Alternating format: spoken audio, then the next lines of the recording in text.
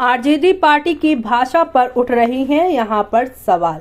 ये कैसी भाषा हुई? आरजेडी नेताओं को हुआ है क्या? एमएलए बोला मैडम दुपट्टा नहीं ओढ़ती। लालू कह रहे हैं नीतीश आग सेकने जा रहे हैं। जी हाँ, लालू प्रसाद यादव कभी यहाँ पर चरवाहा विद्यालय के जाने जाते थे। उस दौर में उनके भदेश बयान यहाँ पर लोगों को गुदगुदाते थे, लेकिन अभी भी उन्होंने कह दिया है कि नीतीश कुमार महिला संवाद यात्रा के जरिए यहाँ पर जो है आंख सेकने जा रहे हैं। उम्र के इस पड़ाव पर लालू का ये बयान सभी को हैरान कर देने वाला है। चलिए चलते हैं, जानते हैं खबर को विस्तार से। तब तक आप हमारे चैनल टीसी न्यूज चैनल पर लाइक एंड सब्सक्राइब करना ना भूलें। लालू प्रसाद यादव की बातें एक समय लोगों को गुदगुदाती थी, तब वे यहाँ पिछड़ों दलितों पर चेतना भरने का काम कर रहे थे।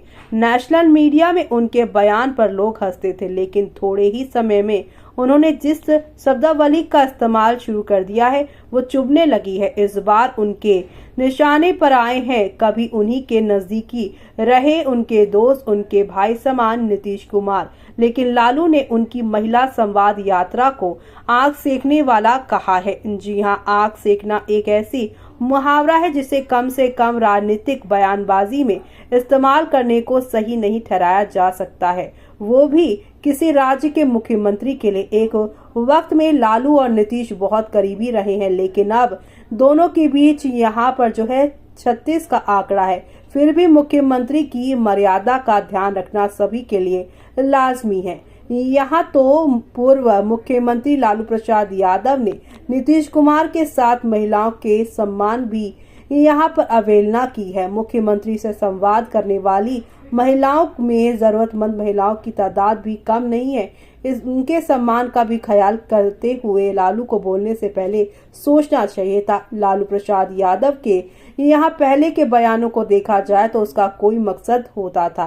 कभी वे अपने मतदाताओं को रिझाते नजर आते तो कभी नेशनल मीडिया का ध्यान अपनी ओर खींचने के लिए बोलते थे।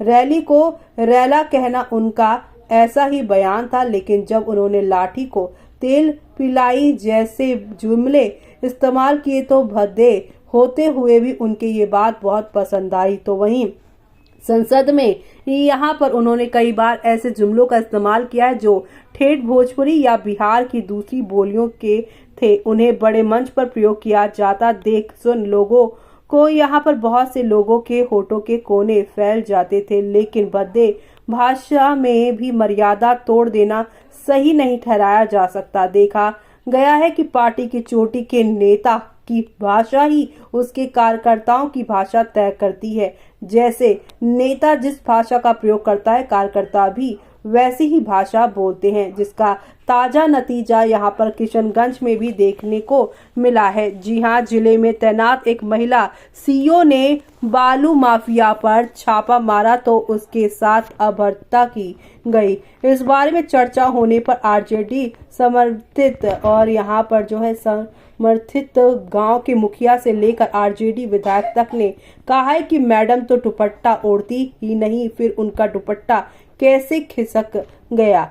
किसी महिला के अपमान पर खेद जताने की जगह आरजेडी विधायक तक ये भाषा बोल रहा है तो ये चिंता और खेद का विषय है। राजनीति में सक्रिय और खास तौर से वरिष्ठ नागरिक की उम्र में पहुंच चुके यहाँ पर राहुल नहीं बल्कि लालू प्रसाद यादव से अब अपेक्षा की जाती है कि वह यहाँ पर सोच समझकर बोले। अब वे दादा नाना हो चुके हैं, अब वे छात्र राजनीति में हुड़दंग मचाने वाले किशोर नहीं रहे हैं। ऐसे में आपका क्या कहना है इस पर? हमें कमेंट बॉक्स में कमेंट करके बताना बिल्कुल भी ना भूलें आप।